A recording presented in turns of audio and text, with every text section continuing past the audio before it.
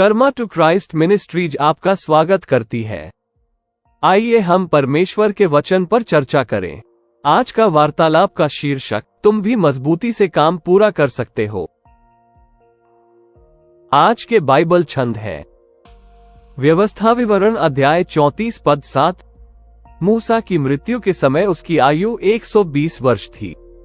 उसकी दृष्टि कमजोर नहीं थी और वो अभी भी सशक्त और मजबूत था। भजन संहिता अध्याय 92 पद 12 से 14। धर्मी लोग खजूर के पेड़ों की तरह फलेंगे, वे लेबनन के देवदार की तरह बढ़ेंगे। यहोवा के मंदिर में लगाए जाने पर वे हमारे परमेश्वर के आंगन में फलेंगे। वे बुढ़ापे में भी फल देंगे, वे हरे भरे और हरे भरे रहेंगे।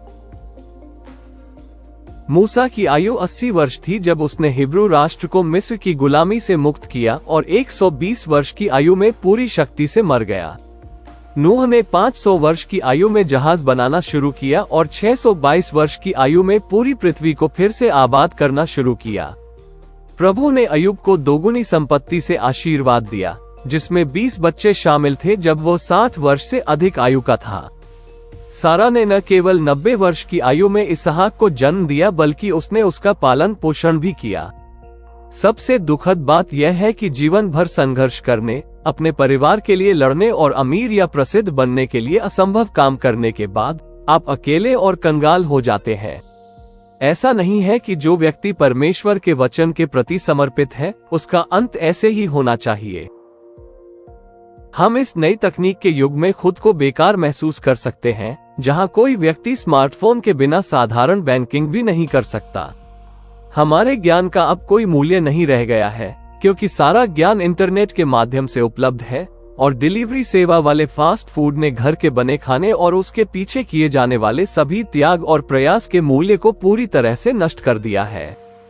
हालांकि अगर हम परमेश्वर के वचन में दृढ़ बने रहें और उसके प्रति वफादार बने रहें, तो हम मजबूती से अपना लक्ष्य पूरा कर सकते हैं।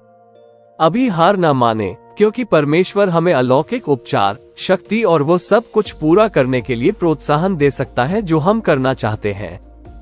परमेश्वर वादा करता है कि उसके आंगन में रोपे जाने से, अर्थात लगातार उसकी उपस्थिति में रहने से, हम अपने बुढ़ापे में भी फलदायी और मजबूत होंगे। कोई भी आपको कभी यह न बताए कि आपकी उम्र के कारण अब आपका कोई मूल्य नहीं है। मुझे याद है जब मैंने पहली बार मंत्रालय के काम के लिए प्रशिक्षण लेना शुरू किया था। स्पेनिश सेवा में पासबान और उनकी पत्नी शामिल थे, जो 40 के दशक के उत्तरार्ध में थे, और मुट्ठी भर बुजुर्ग महिलाएं जो केवल प्रार्थना कर सकती थीं, और जब हम सड़कों पर प्रचार करने जाते थे तो वे धीरे धीरे हमारे साथ होती थी। कुछ और सदस्य थे, लेकिन ये बुजुर्ग विधवाएं ही थी जो हर एक बैठक में उपस्थित होने में वफादार थी। उनकी प्रार्थनाओं और उपवास के माध्यम से कलीसिया बढ़ने लगा और लगभग 5 साल बाद हमारे पास 100 से ज्यादा सदस्य हो गए। अगर आप केवल प्रार्थना कर सकते हैं तो आपके राष्ट्र को बदलने के लिए परमेश्वर को बस इतना ही चाहिए। आप जो भी कर सकते हैं करें और परमेश्वर को इसे चमत्कार में बदलने दें। आइए प्रार्थना करें। प्रभु, आप वह हैं जो सियोन में रहते हैं। आपको मनुष्यों के बीच रहने का वरदान मिला है। आप उस व्यक्ति के साथ रहते हैं जिसके पास पश्चातापी और विनम्र आत्मा है। हमारी बढ़ती उम्र के कारण हमें छोड़ने या हमें अलग न करने के लिए आपका धन्यवाद। आपका धन्यवाद कि आप हमें तब तक फलदायी बनाने का वादा करते हैं जब तक हम आपके करीब रहते हैं। आपका धन्यवाद कि हमारी प्रार्थनाएं व्यर्थ नहीं जाती और हम अपने बुढ़ापे में आध्यात्मिक युद्ध जारी रख सकते हैं। हमें माफ करें कि हम अपनी उम्र को बहाना बनाकर आपकी इच्छा को पूरा न कर पाए। हमें वो दृष्टि दे जो आप चाहते हैं कि हम रोज करें और हमें अपनी आज्ञाकारिता के फल देखने दें। हम आपसे विनती करते हैं कि आप हर तरह की निराशा और आत्मदया की भावना को दूर करें और हमें सिखाएं कि आपके खिलाफ उठने वाले हर विचार को कैसे अपने अधीन करें।